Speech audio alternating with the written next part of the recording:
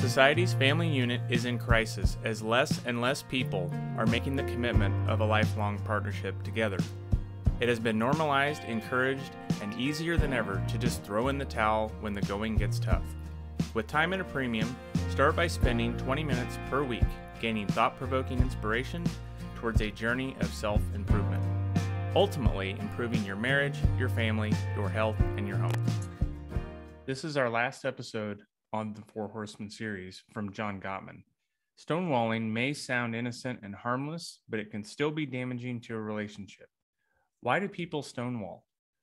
What could cause a person to shut people out, especially someone close to them? We will be diving into these questions today and what can be done about it. Welcome back to another episode of the Family Order Podcast.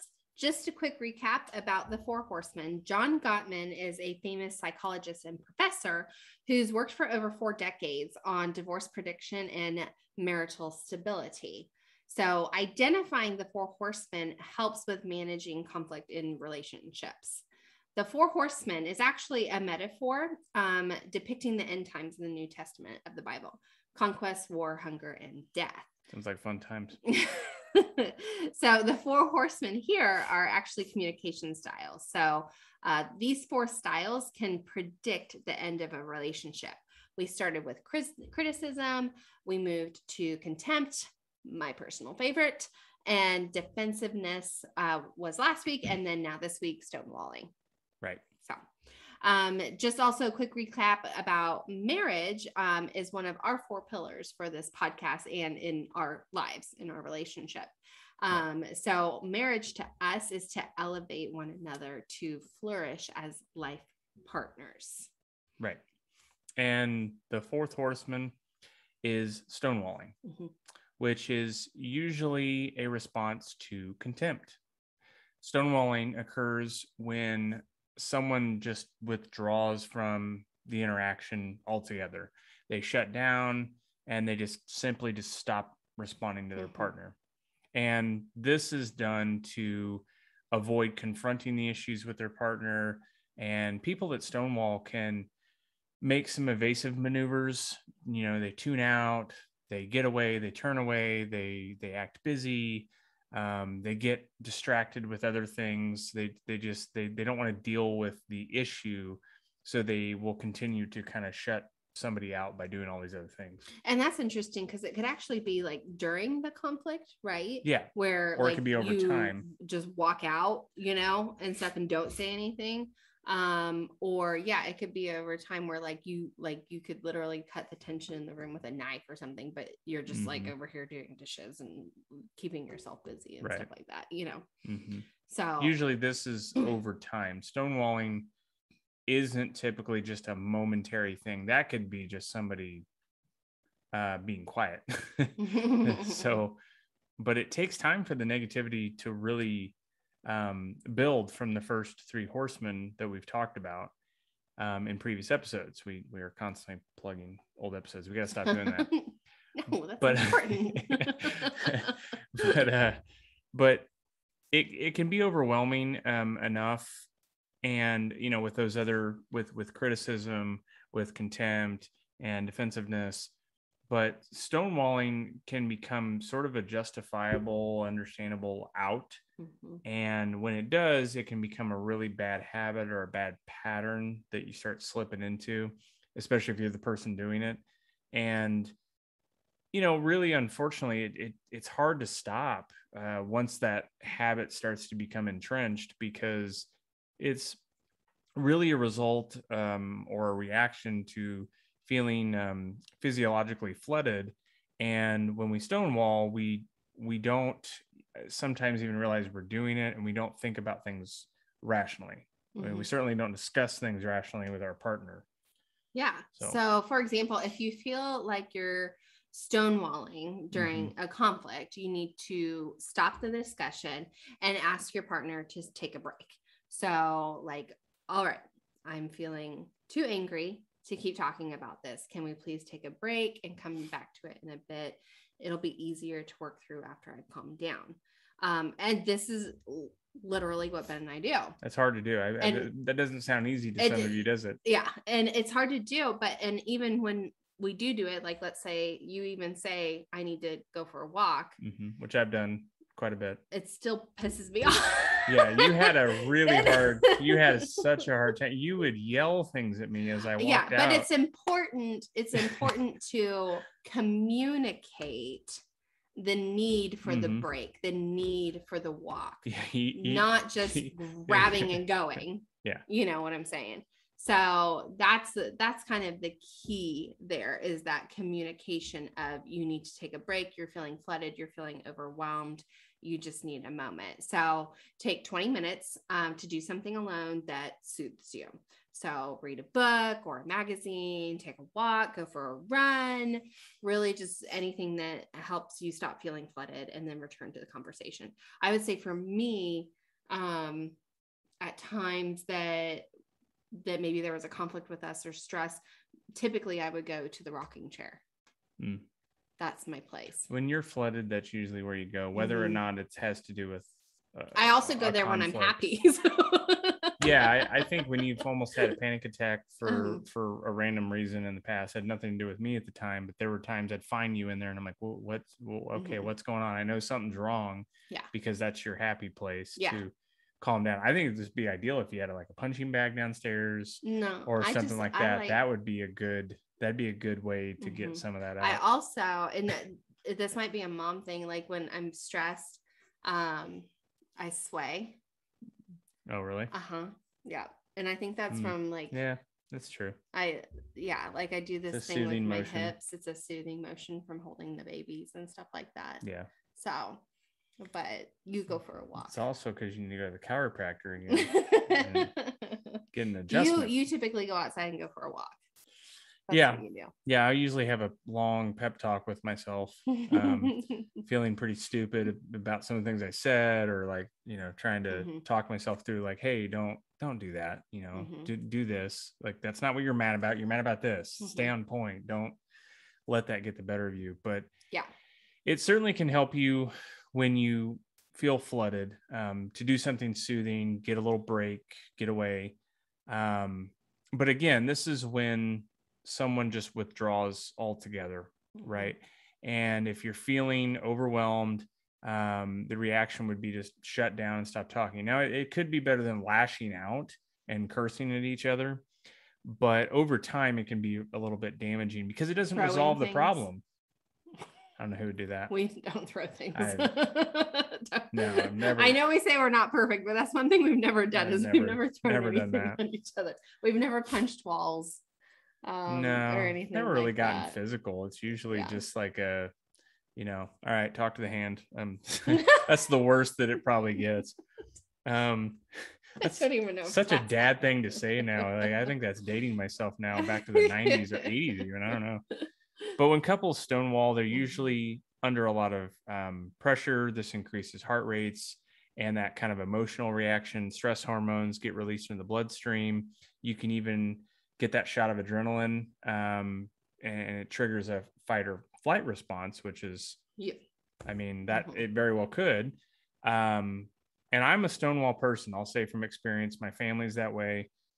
We are stonewall kings and queens. We avoid conflict especially after we feel like we've tried to address it and nothing changed. The same thing continued. So we check out. We're like, all right, I'm done with this. And we will cut people out for life. There is no going back once you cross that line. And has a teeny tiny family. Yeah, we don't even talk to each other very much. So the family tradition, is just to cut people out. I don't typically go quite that far. I have done it. Typically that's not because of stonewalling. Sometimes that's just because I don't. There's no need for toxic that. people in your life. I don't need a philanthropy project or I don't need to save somebody. Yeah, there's a difference between cutting toxic people out of your life and stonewalling your wife. Yeah, like I'm not going to hold a grudge for somebody that they did 20 years ago and just never talk to them. but yeah, and negativity and toxic people, like you don't need to deal with that. It's not your charity project. But if I've communicated something that needs to get done, and I do this to Allie, and I feel like nothing's been done, there's no progress, it wasn't taken seriously, I tend to sort of just want to check out and do my own thing, because I guess in some way I feel like I got other things that I'd like to do, better ways to spend my time than to keep like feeling like I'm repeating myself, right or wrong. I'm not saying it's right. I'm saying that's just a tendency that I do have. So the antidote to stonewalling is to practice physiological self-soothing. Good job. That's a big word. And the first step of self-soothing is to stop the conflict discussion and to call it timeout. So we've been through this repeatedly. I'm tired of reminding you, that's kind of a rude way of saying that, but honey, I'm sorry to interrupt you, but I'm feeling a little overwhelmed and need to take a break. That would probably make me more mad than if you just were yelling at me like that. That's just like, can you give me 20 minutes and then we can talk? Feels so condescending. We have called time out. We totally have. I think we've gotten better at it. I think when we were younger, we didn't realize, like you said, I would just like walk away. I wouldn't really say much. There were times there were times I said, I'm going to go for a quick walk. I need to step out. This is getting too emotional. And that wasn't taken seriously. But I think now we're much better at understanding, like, okay, we need to shut this down before it gets worse. Yeah, exactly. And if you don't take a break, you'll find yourself either stonewalling or bottling up your emotions, and you'll end up exploding at your partner, or both. And neither is good, and neither will get you anywhere. So when you take a break, it needs to last at least 20 minutes, because it will take that long for your body physiologically to calm down. At least. If your blood gets boiling, I don't know about some of you, it's going to take me a lot longer than 20 minutes if I got really hot about something. So I know I'm that way. 20 minutes goes by so fast. 20 minutes isn't much. Maybe I'll start a fight just so I have 20 minutes to myself. It's very healthy. I know. So it's crucial that during this time that you avoid thoughts of righteous indignation. So like, I don't have to take this anymore, or I deserve better. Innocent victimhood. Like, why is he always picking on me? So spend your time doing something soothing and distracting, like listening to music or reading or exercising, versus thinking about what just occurred. Unless it's like talking yourself off a ledge, just whatever. Right. It doesn't matter what you do, as long as it helps you calm down. Right. So, stonewalling isn't a death blow to a marriage, but it can become a crutch and evolve into yet another unhealthy pattern of communication. So if resolutions aren't made, you may need to attack the problem from a different angle. So, and we personally know a few couples that got to the point of stonewalling in their marriage where they didn't even care enough to fight. Yeah, they were done. And that can be a death blow when you've stonewalled to the point where you don't care enough even to fight for it. And like these couples have literally told us this, like they didn't even care. Yeah, they didn't even care anymore. They were done. And that's not a good place to be. And stonewalling doesn't really help anything. It's just an avoidance strategy or tactic, or however you want to phrase it. And remember, what's most important is that you and your spouse are on the same team, and you need each other. You're going to need each other in the future. Obviously, you need to work together to solve problems and resolve conflict, and the communication and the push to act in a way that you want to make sure resentment doesn't build up, and that problems don't linger over time and continue and get worse and escalate, and until you reach a point of no return. So this week's call to order is to determine if you stonewall in your life or if someone is doing it to you. Don't get combative or confrontational, but find a way in a neutral setting to gently ease into the conversation about what might be causing it.